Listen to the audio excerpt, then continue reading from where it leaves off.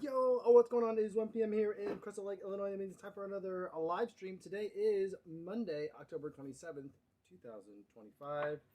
Guys, it's been a while since I've seen you. It's been over a week now.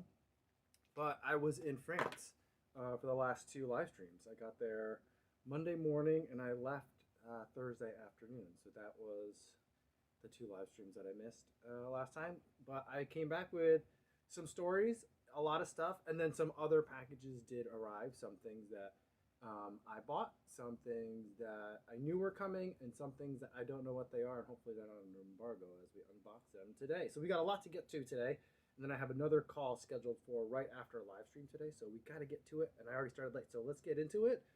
Did any of you guys race over the weekend? Wait, before we get to that, let's make sure we say hi to everyone listening on the audio-only version on the podcast. Guys, I'm actually not sure how bad I've been doing in terms of keeping you guys updated on the live stream.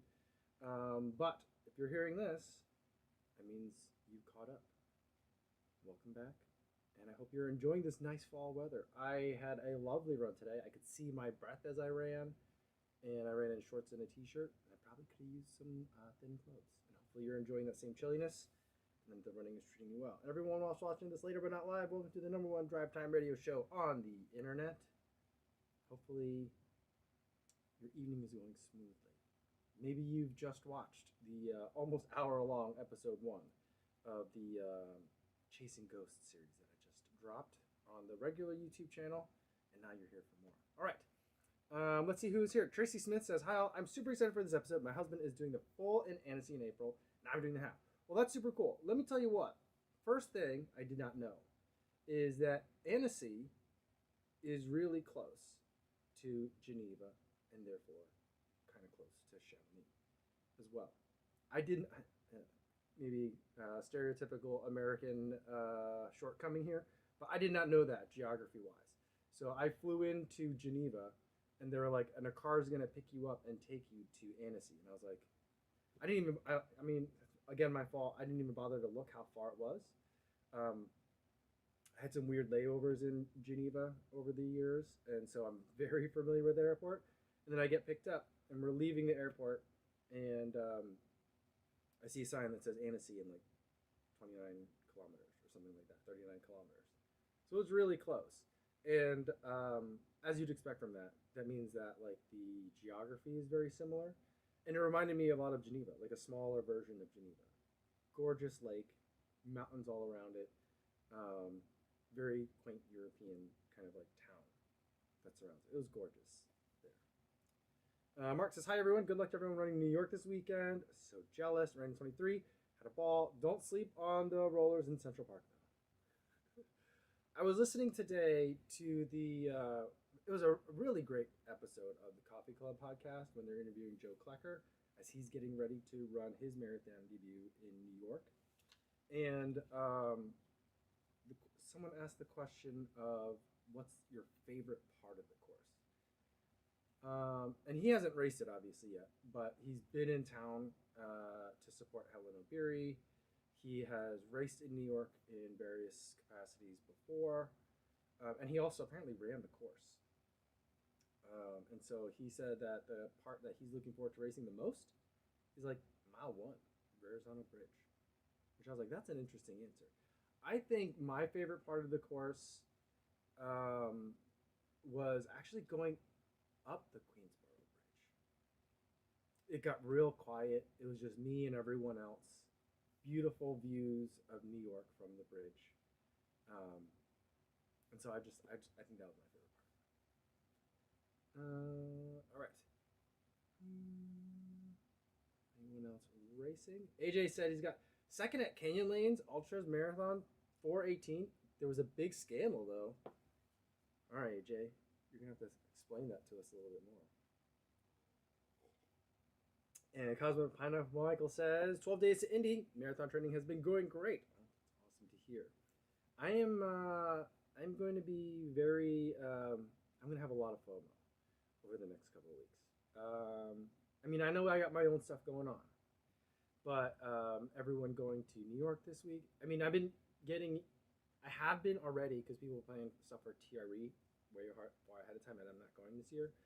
And I've been getting emails from a lot of brands trying to schedule meetings and appointments, and I'm like, I feel like you guys ever watch Christmas with the Cranks? That's one of me and my wife's favorite movies, by the way. And now that we've moved to the suburbs, sometimes it feels like we are any one of a variety of the characters in that movie, and it changes from time to time. But me telling everyone that I'm not going to TRE this year really makes me feel like the Cranks, the Tim Allen character, I forget his name. Where I'm like, I'm skipping it this year. We're not doing Christmas this year, guys. It's kind of how I feel like when I'm talking to people. And I know I'm just going to feel like a lot of regret when TRE weekend happens. And that's already been happening like last week and this week with New York Marathon events. People are like, hey, we're doing this pop-up. We'd love to see you there. Here's some details. So it should be fun. I'm like, does sound fun, but I'm not going to be there, guys. Sorry. So it's been bumming me out. Rich says, bonjour from Seattle. Less than a week to New York City. Finally about to receive my 6-star. But this morning I actually realized I've seen pretty much every major I've been to. Yeah, that's awesome. That's pretty cool. And that could be the sub quest. Not only 6 stars but 6 selfies in all the cities. That would be pretty amazing.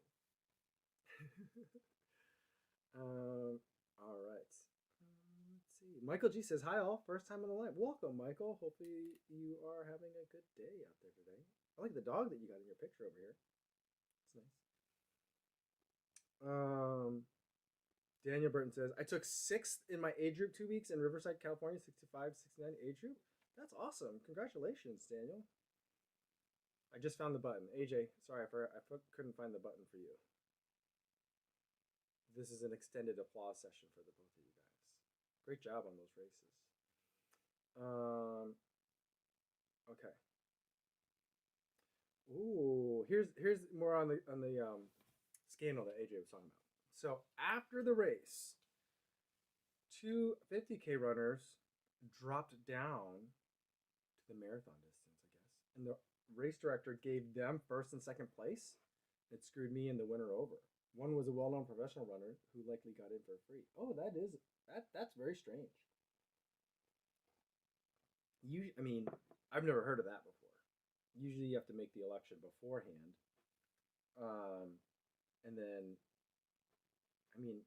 I know an ultra is very different than a world marathon major, but I think for a lot of races, the reason why you can't win prize money if you don't start with the elites, unless you win on gun time, like chip time can't beat gun time, is because people have to know who they're racing, because otherwise it might change the way you run. So that is scandalous.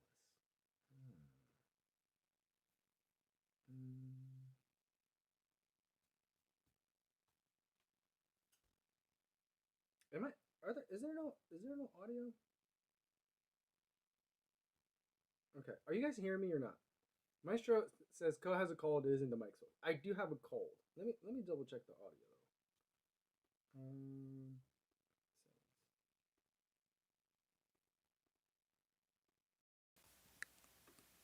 though. My goodness, guys. I do have a cold, but this is the better one. Okay, guys. 8 minutes. It took me 8 minutes to see that. Oh, jeez. All right, guys. Sorry about that. I've been doing that a lot. I've been doing that on every time I get on relay and then join them. And usually that comes right after here.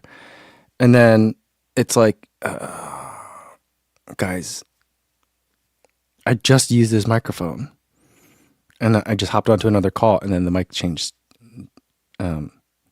settings changed. Sorry about that. All right. One day I'll get good at this, guys. My apologies. Am I shouting at you guys? One thing that I have noticed is that I've been I do try to make the audio sound good on this, believe it or not. But I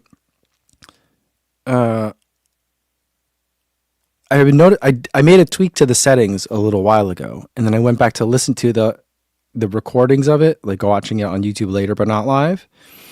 And then it noticed I feel like the sound is blowing out. And so I made another tweak today. So you guys have to let me know if the sound is blown out, if it's like clipping at the top or anything. I don't know. Sean says, let's start at the beginning. Yo, what's going on? Just kidding. We're not going to do that. Yeah, guys. I'm sorry. We're going to keep on rolling though, because I got a lot to get through today. So let's talk about Salomon. Let's talk about, Frank says it still sounds like it's blowing out. Okay. Brian says definitely. Okay. What I'm going to do, we're going to turn this down a little bit. All right. I'll try it here. See if that's it. You'll have to let me know if that's getting better. Okay. Eric says the recap was Annecy, Marathon, Ultra, now Salomon. Yeah. Annecy's gorgeous, is what I was saying. And I'm very bad at geography. And so I didn't know that it was so close to Geneva. But it looks just like Geneva, which makes sense because geographically it's not that far. But yeah. Okay. So Annecy, so we get to Annecy and I'm in the hotel. There's a lot of stuff that they had dropped off for us. But here's the thing, and here's a funny thing that happened. So I get into the room and it's been a long travel. I mean, I've been traveling overnight, flying. And then I arrive to Annecy, and then I get into the room. I see that they've laid out a bunch of nice, a nice spread of goodies on the bed. And I'm about to do like a little room tour and get everything ready. But first I use the bathroom because I've been traveling for a long time. I just needed to freshen up a little bit. And then I do my room tour and I show the camera, like, here's all the stuff that Salomon left for me here. And I finished making the video, and then I'm about to like start doing some closer up product shots. And then I look at the TV on the room, and the TV on the room says Kevin Sintumang. And I don't know if you guys know who Kevin Sintumang is. He has been in the magazine industry for a long time. I've run with him. I first met him at the half marathon at Miami years ago. I guess a few years ago. Tommy Runs was there, and a handful of other people were there too. Runner's World was there as well. And now he's the editor. I think he just calls himself the editor. But he's the head editor boss at Outside Magazine, like the print version. And another fun fact about Kevin Sintumang is that he is also an Asian man who also is mid-40s, also has long hair, and also has a mustache. So now I'm coming in to the hotel. And when I got to the hotel, like someone from Salomon, I think it was someone from Salomon and then someone from a PR agency, both greeted me at the door. And I was like, I said I was Mike, right? I'm pretty sure I said I was Mike. And then they, helped me get checked in. And then the person at the front desk checked me into the hotel room. And I was like, but did they think I was Kevin and then give me Kevin's room? And the thing is, the TV said, bonjour, madame, monsieur, and / mademoiselle, Kevin Sintumang. So I'm like, oh, did Kevin bring a +1? And I was like, because I remember thinking that the room was too big. It was really big for a European hotel room. I'm like, oh my God, I think I had Kevin's room. And I just pooped in that toilet. Now what do I do? So I go back down to the, I'm like, I don't know what to do here. So I go back to the front desk. I'm like, am I in the right room? My name is Mike Coe. I'm in room like 205 or whatever. But the TV on the wall says Kevin Sintumang. And I'm worried that you're going to have to send housekeeping up there before you let Kevin in there. Not that I ruined the bathroom, but I'm sure he's going to want a fresh room when he arrives. And so I'm thinking about all this and I'm like, I'm sorry, but it's been a long travel day. And I had to go. But they're like, no, we're sorry about that. You're in the correct room. We just had to make some changes, like switching, room assignments, and the name on the TV never got changed. I was like, oh, okay. So feeling good about it. And I'm thinking at that point, they would go and change the name. I'm sure that's something that you could do from the front desk or something. But they never did. It always said Kevin Sintumang every time I turned on the TV. So it was really weird. And then later on in the week, there was one person from Salomon who, a very French guy, who was in charge of all the programming. Anytime it'd be like, all right, guys, we're going to start the run. All right, guys, we're going to head over to such, he'd collect everyone. And there was journalists, some influencers, some Parisian influencers who were only coming up for the day. And so there's lots of different subgroups. But the guy that's always in charge, And Kevin and I are friends. And so like we would always be standing like next to each other. And so the guy that was in charge would always come up to us and he would go, Kevin? And he would always or he would say Mike, and he would always pick the wrong one. He couldn't tell the two of us apart. Which I'm like, I don't think we look that similar, but given that I had a hard time, like, I had a hard time sometimes distinguishing amongst the various French people. I was like, who are you? What was your name again? Like I had a hard time too. So I'm guessing it goes the other way as well. But he could never remember which one was Mike and which one was Kevin. So that was pretty funny. I didn't take it personally or as an insult. So that's another small thing. All right, but let's go over some of the stuff that they had in the room. All right, so one of the things that they had was let's start with this. So we were there for gravel. That kind of like category of shoe that Salomon has been making. That's not quite for trail, not quite for road, but can do a little bit of both. Kraft has been doing stuff like this. It's already been a huge product category in the cycling world. Salomon's is doubling down in it. And now I went to that event in Boulder a little while ago. I don't know if you guys remember that one. Maybe it was a year ago, where they unveiled the Gravel Defy. But now they're unveiling even more. And so one of the things that was in there I thought was really nice was they put this towel in here for gravel.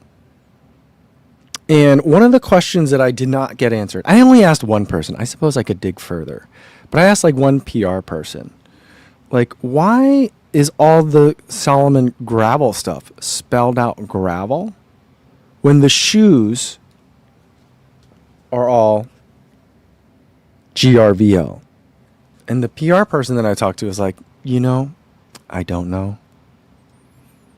So no one knows. No one knows. But sometimes they spell it out. Sometimes it's abbreviated. And you guys, when I eventually get around to making the Runner's Weekend video for it, you'll see it more. But they also had, I thought this was awesome. This was so hard to travel back with. Soap. Gravel soap. It's not made out of gravel, but like someone carved this, or there's some sort of cutting machine that, I don't know whose Cricut can do that, but you could put a logo in soap, which I kind of like. Yeah.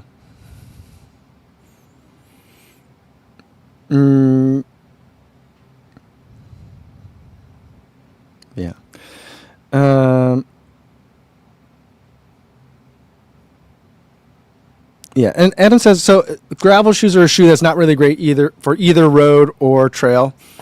That's kind of what I thought. That's kind of what I think about Kraft's implementation of gravel. But I had the whole week. I had like 4 days there. So I had a lot of time to think about gravel. And then we also like talked to like their chief designer who explained gravel. And I thought a lot about like who is the hardcore Salomon trail shoe person. And then gravel started to make a lot more sense to me. I am seeing, and I'll talk about it in more detail probably the next time whenever I review a gravel shoe. I'm not sure when I will. But I think of it more as a permission structure rather than it is necessarily a product category.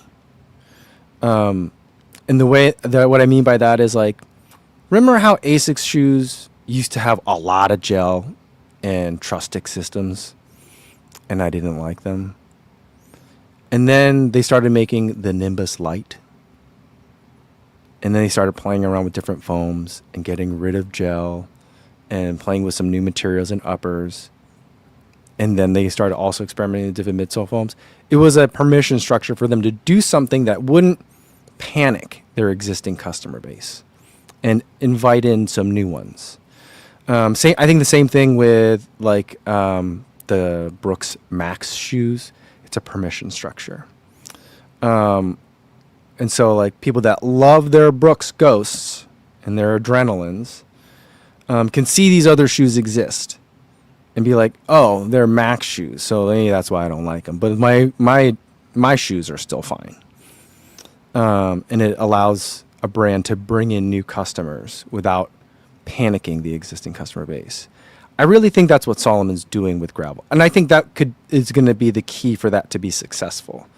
And so the way they were explaining to me, like they have, and this was another eye-opening thing, is like their sports style is exploding. It's their fastest growing division in the company right now. I don't see it much in the Midwest here. Maybe it's a Midwestern thing. Maybe it's that I don't get out much. But all the New York journalists that were there, they're like, yeah, everyone's got these. It sells out. And apparently in China, they can't keep Salomon shoes. Not like the current run product, but like basically the old run product, like the XT4s, XT6s, like those they can't keep in stock. They sell out instantly. And so you have those kind of two main camps. But in between there are some people that will want like a trail shoe or a running shoe, but don't necessarily want like a Speed Cross or like a S-Lab Phantasm for the trail, like some of those shoes. And so I think it's this gravel sector, I think, is a way that they can not freak out the people who want like whatever the Genesis that Courtney Dauwalter runs in. People that want that. The people that got mad at like the Ultra Glide, they don't want to upset that base, but they still want to be able to talk to new consumers like me. I think that's where gravel is starting to make sense to me. Anyway.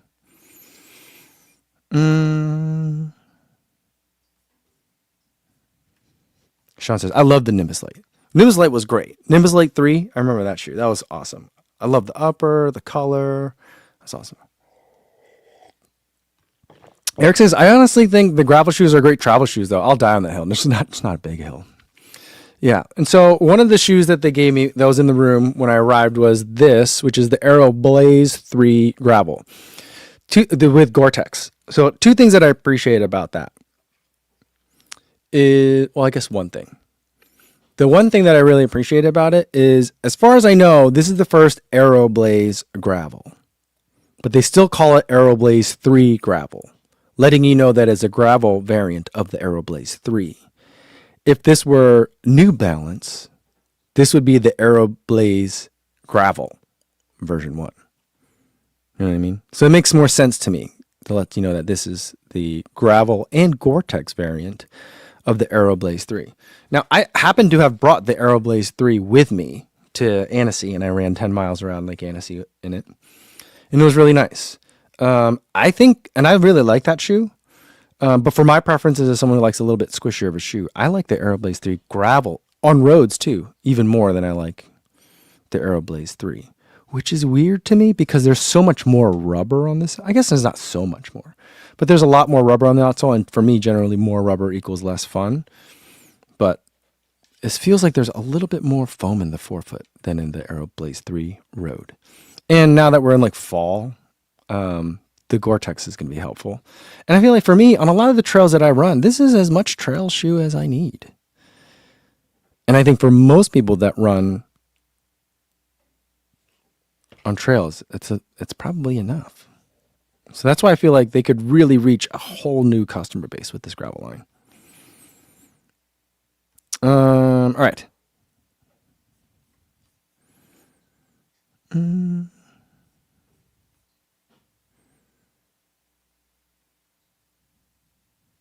All right, Nikki and Princess says, am I too late? Can I please get a PB bell? Came in first in my age group at 5K race yesterday and a 1-minute PB. That's not too late. We can do that. Great job, Nikki. That's awesome. Yeah. Sean says, this is kind of nice looking. Yeah, I agree. I like the design on this quite a bit. I still think that it's interesting. Well, so here's the thing. Salomon does have a non-word mark.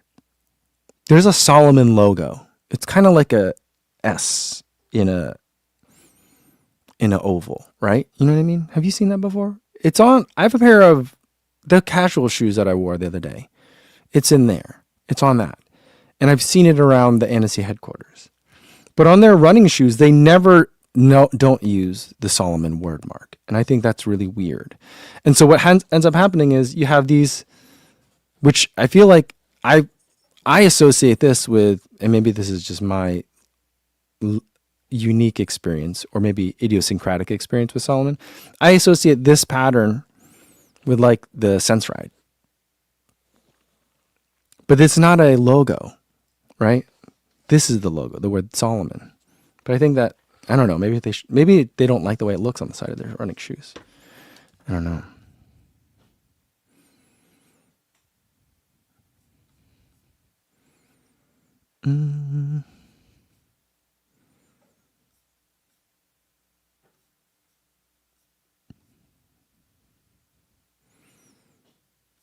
All right. Eric says, I have the Aeroglide 3 normie. Should have purchased the gravel for more outsole as a normie is wearing fast. Oh, okay. See, and here's the thing. The Aeroglide 3 is the bigger of the two shoes of the Aeros, right? I prefer the Aeroblaze 3 over the Aeroglide 3. I feel like the Aeroglide 3 is a little bit dense. And I don't have it here because it's still technically under embargo. I guess they don't want us talking about it yet. But I ran in the Aeroglide 4 gravel. It's very pretty, is I guess all I could say. But I'll talk about it a little bit in the video. But I think, I don't know, they were like, you can put it on your socials. And then Kevin, who's the editor of Outside, was like, he was like asking about embargoes, and they were like, Kevin, for you, like if you want to post it on your personal socials, that's fine, but maybe not on the official Outside socials. So like they want it teased, but they don't want it talked about, I guess, yet. But anyway, so I got that shoe as well. And that shoe, well, I guess I can't say much. I don't know. I hate these kinds of embargoes.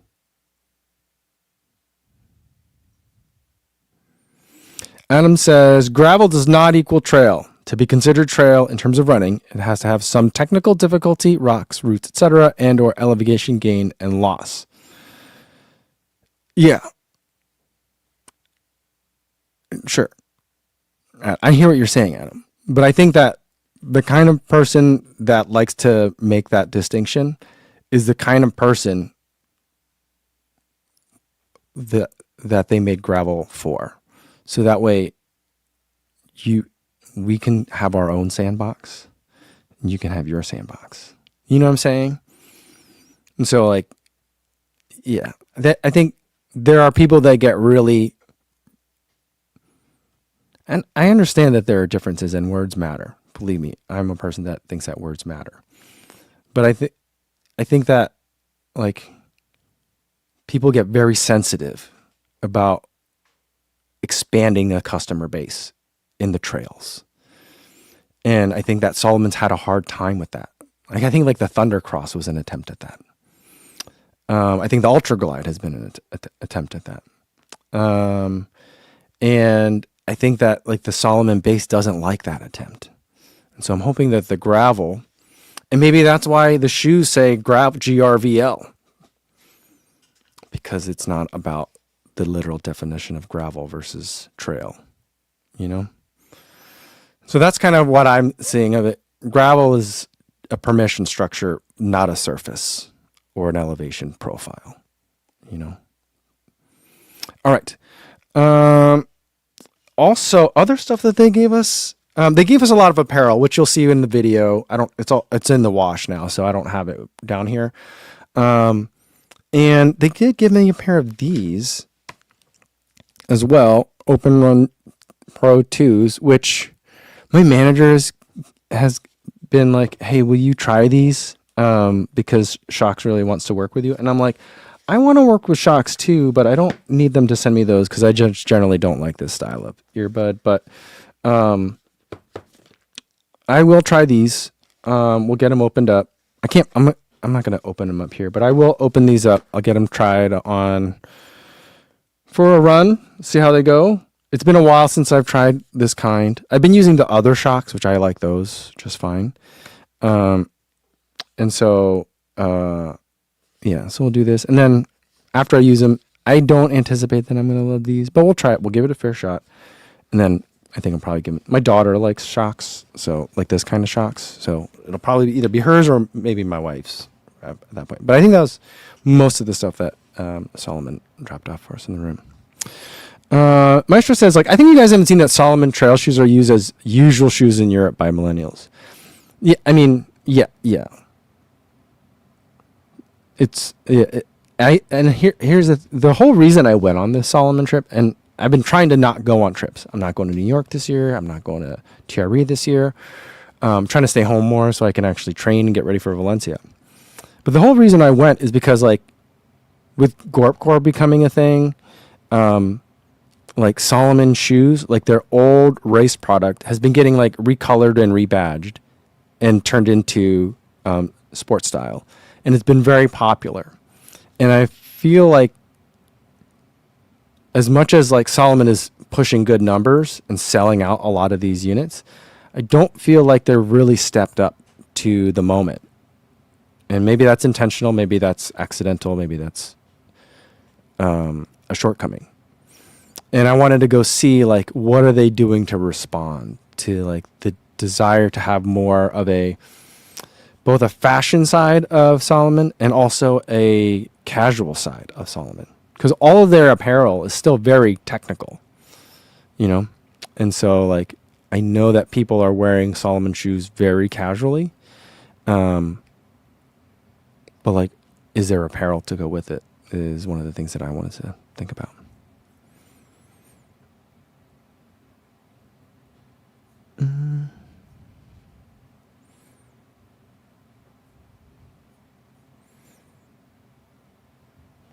All right.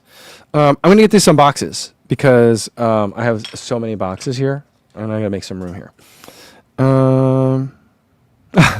Vanessa says, you know what? The Cranks did end up celebrating Christmas after all. Will you have to do a Crystal Lake version of New York? No, I think that's where the metaphor ends. I mean, I did think that might happen. I was like starting to think about it because like there's an Apple Watch event happening on Wednesday that I'm like, I've said no to Apple Watch events like 3 times in a row now, and they're gonna think that I'm not interested. And so I was like, well, maybe I just go for a little while and do, you know. So like, there's been things that have been like tempting me, and then there was like a TikTok creator event, something happening, and I'm like, I don't know what to do on TikTok. So maybe if I go and I learn stuff, and I was like, all right, well, maybe I'll just do those 2 things, and then I'll come back home. You know, but I'm like, I can't do any of these. I have to keep saying no. So I'm still in that we're still not celebrating this year phase. All right, Jack D says, I got a couple new PRs since my last live stream visit. Baltimore Marathon and 4:04:59. Excellent work. That is a lot faster than my Baltimore Marathon time. And then a 5K PR of 21:35 a week later. Amazing work, Jack. Good job. And then, let's see. I thought I saw one more PR in here. Someone talked about a park run.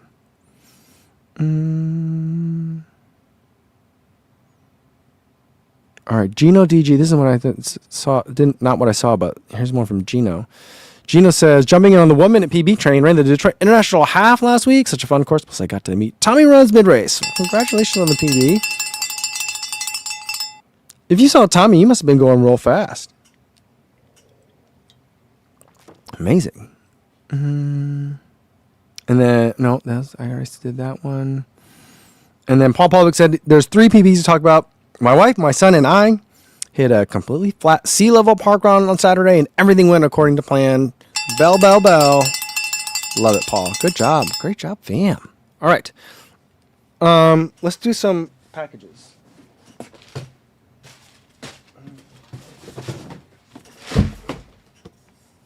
There's a lot, and we're not going to get to them all today, but I'll do them in order of like stuff I want to do before next Thursday. So this is the first one. This is one that I bought myself. It took so long to arrive that I forgot that I had ordered it. But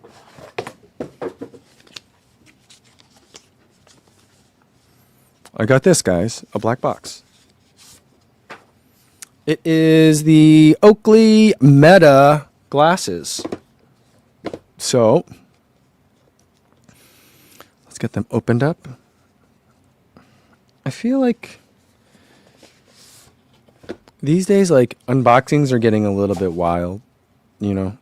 They're just over the top. They're extra. So this opens up like that. And then here are the sunglasses. This case is heavy. It is a charging case. So, and there's a USB-C port in the bottom. But this is heavy. And then there are some extra nose pieces in here, which I talked to Kevin, who is also Asian. He has a pair of these, and he said that he did have to switch his nose piece out. So I'm thinking, okay. Now, this isn't my first pair of Metas. I do have the Ray-Ban ones, but this one's supposed to have a better camera, and it's intended to be exercised in, which the Ray-Ban Metas were not. So I'm going to try these.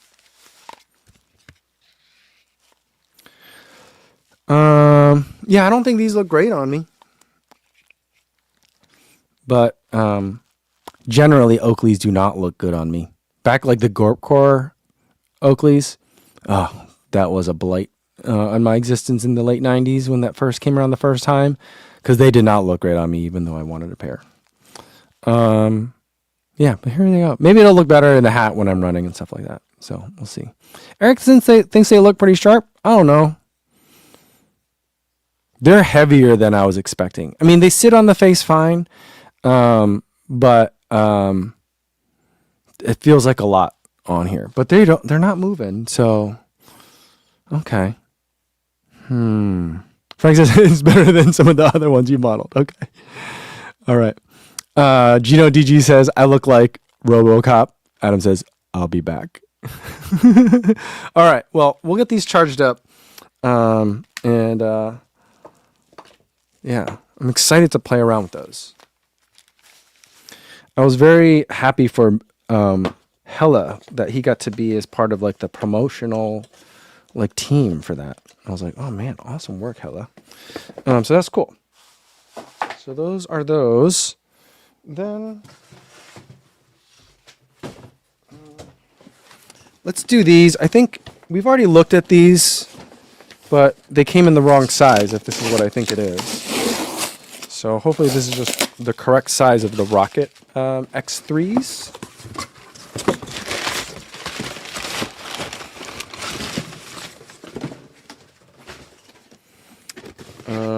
Yes, it is.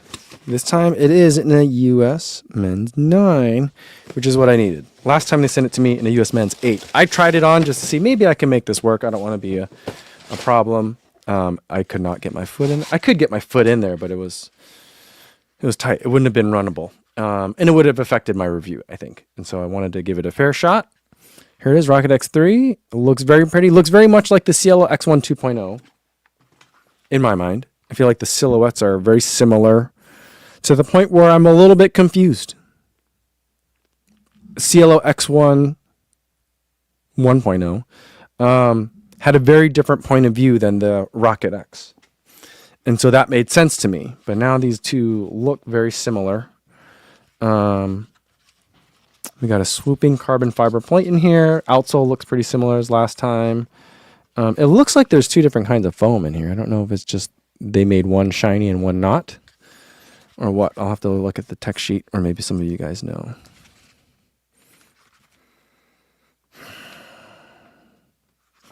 It smells like a convention center. It smells like the soap from a convention center bathroom in here. But it is lighter than it looks. I will say that.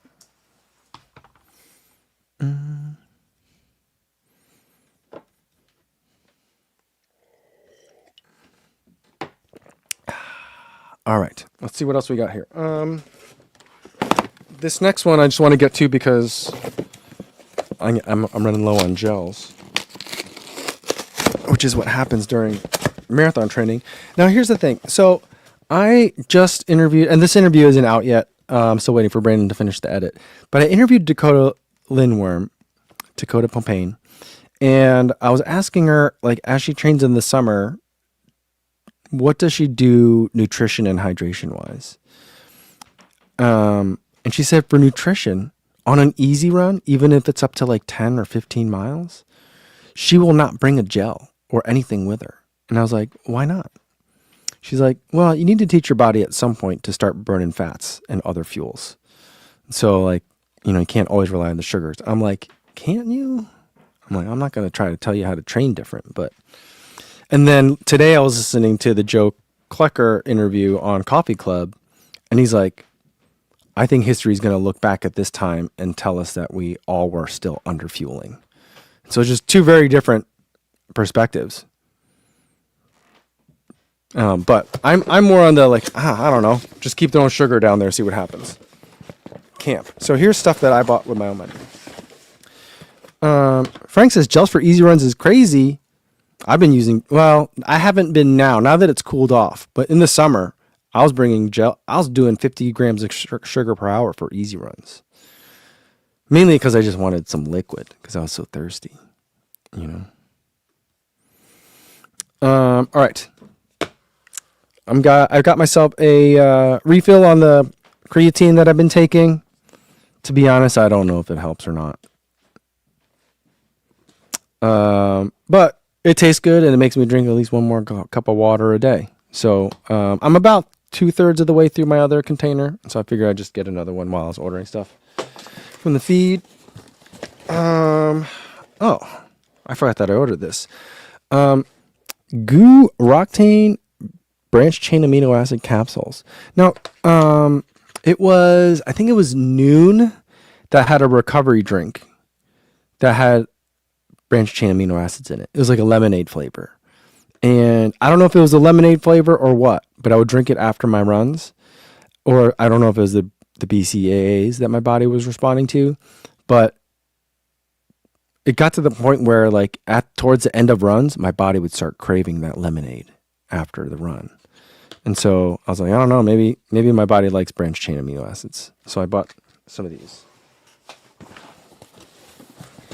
And then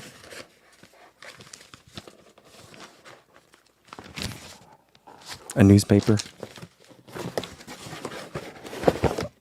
And then 2 boxes of gels.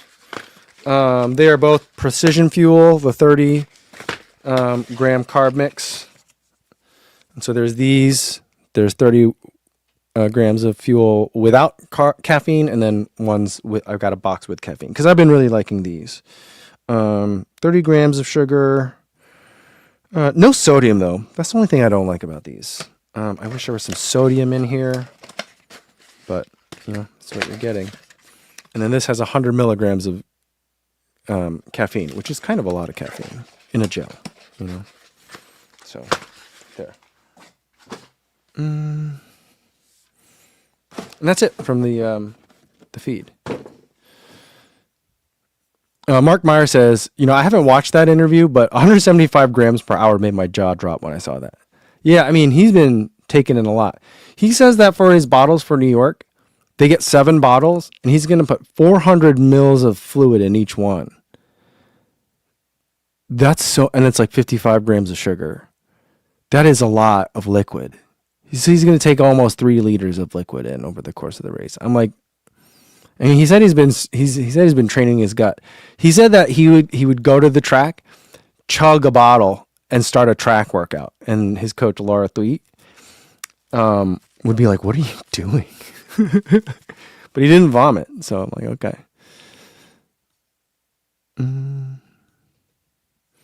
Yeah, Adam says, I'm with Dakota on the easy runs, and I'm with Joe and David Roach for more than 2 hours easy and more than 1 hour hard races. It makes sense. Today I went for 10 miles. I brought no fluid, no gels, and I was fine. I felt fine because it wasn't hot. And so I don't know. I'm a firm believer in the placebo effect, and I like how taking gels and fluids on easy runs when it's super hot makes me feel better. And so that's my rationale for it.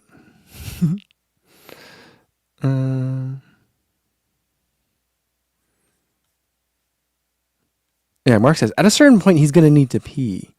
Yeah, I mean, do you think he could hold it for 2 hours? I mean, he only needs to hold it for a little more than 2 hours, So yeah. All right, let's do some more. I think what I'll do is I'll unbox all these shoes now Although I don't know if I'm going to get to them before Thursday, but just in case. And then I'll measure them, and then we'll add them to the shoe sheet next time. We're running low on time here.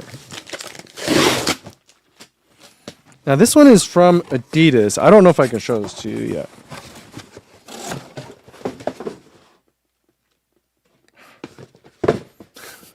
This is funny. I asked for this shoe in April, and it finally arrived. I think I'm just going to see if I can return it to them. But it is a pair of Boston 13s. So they initially gave me a pair in the wrong size. They gave it to me in a 9.5, and it fit very funny. And I was like, I can review it this way, but I have some issues with this upper, the way it fits, and I don't want to include that in my review. Can you send me a different size? And they're like, oh, sure. I followed up 2 other times, and then I gave up. And then I bought a pair of Boston 13s on my own. That's the ones that I reviewed. I have the yellow ones. And then they sent me a pair. These white ones are pretty, though. I like this a lot. But, yeah. So, thank you, Adidas. I guess I'll weigh those, too, before I send them back. But, yeah.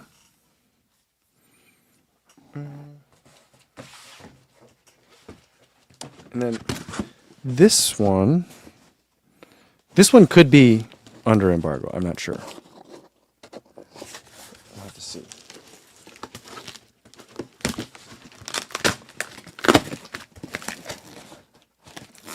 Because I don't know what they'd be sending me, you know?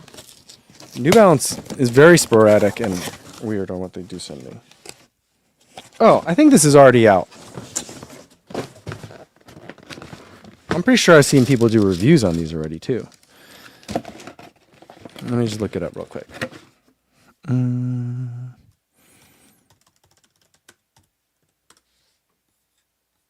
Okay, let's see if anyone has a review on it.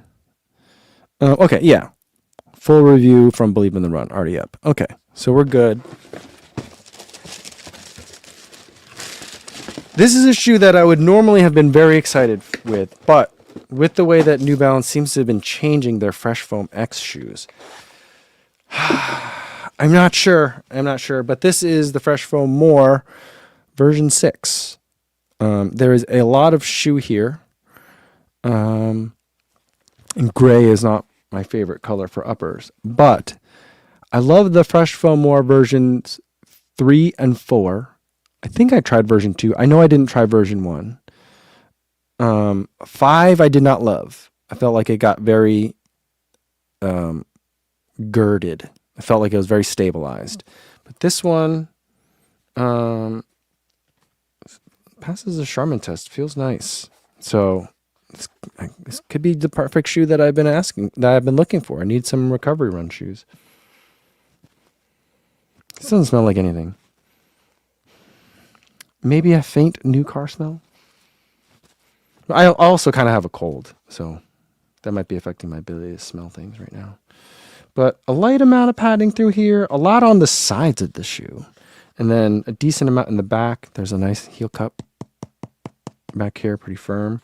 But this Fresh Foam feels pretty nice, so we'll see how it goes. There's a lot of rubber on the bottom of this shoe. I mean, there's a lot of exposed foam as well.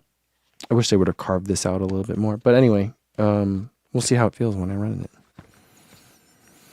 Mark says the More version 1 was terrible, which is why I was so shocked so many people on YouTube were pumping up the 3. Love the 3 and 4. Haven't needed a 5 or 6 yet. Yeah, I would say stick with 3 and 4. 4 was the best one. I like that one.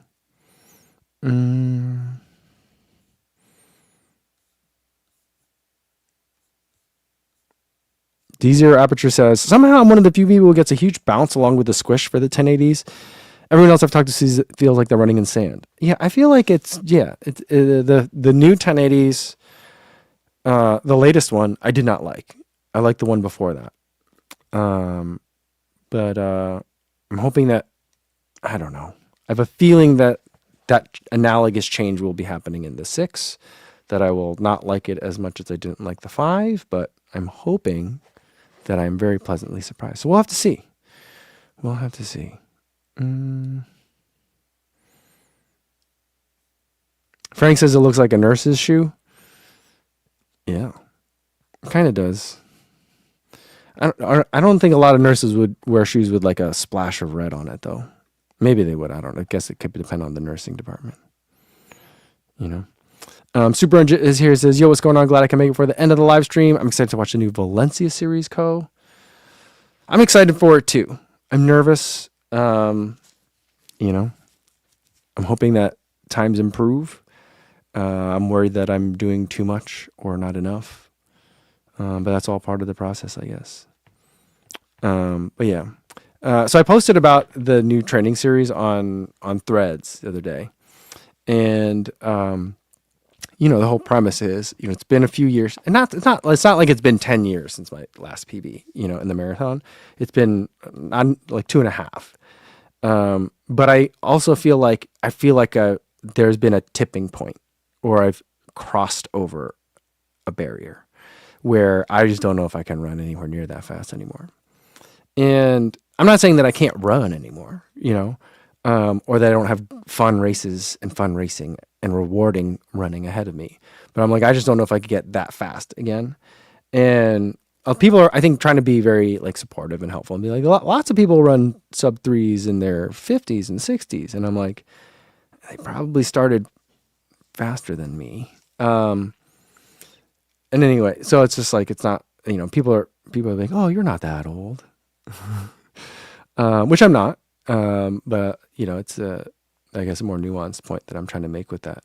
But I don't know. We'll give it one more go. Ogezi says, would you be able to up your mileage? Or are you near maxed out? I think I could run more. I just don't have the time for it. You know what I mean? And so my schedule is maxed out.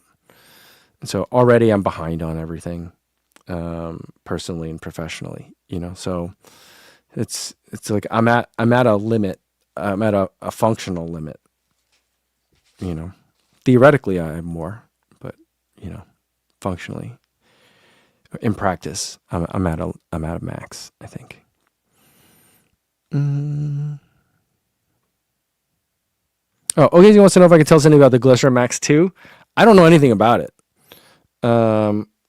I haven't seen it. I mean, I saw that Ed Bud reviewed it, and then I went to go look on the Brooks website. I'm like, did Brooks just not send me one?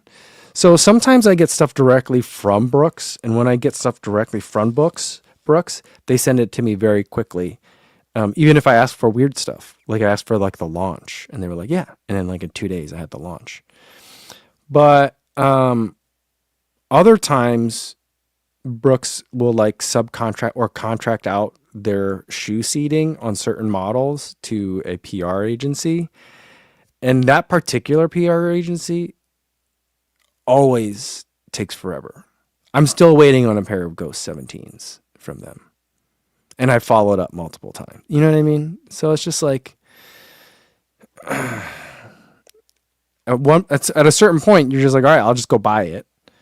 And then sometimes months after you've reviewed the shoe, then the shoe finally arrives. So stuff like that happens.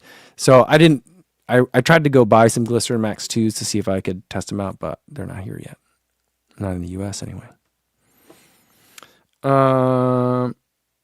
Sega Dreamcast says Glycerin Max goes on sale for $150 when the new one drops. Does it for real? When does the new one drop then? Glycerin Max at $150 is like Black Friday deals level good. You know what I mean? That's really, really good.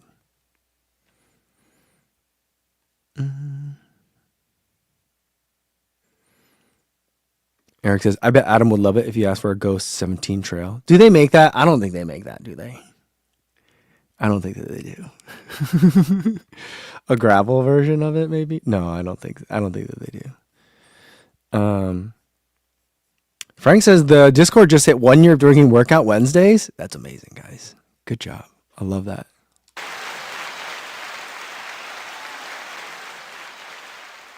All right. Oh, Eric says that they do make a trail version of the Ghost 17. Okay. All right. I'm probably not going to review that, to be honest with you. All right. Let's see. I think that's going to be it, guys. I'm about to hop on another call. I got to get going, but it was good to see you guys again. Sorry for the audio problems at the outset. But I'm glad you guys stuck through it with me to the end. All right. I will be back. on Thursday. Hopefully by then I will have my Metaspeed Sky Tokyo after 100 miles review up for you guys to watch. So keep an eye out for that. I'll see you guys soon. Thanks, guys. Bye.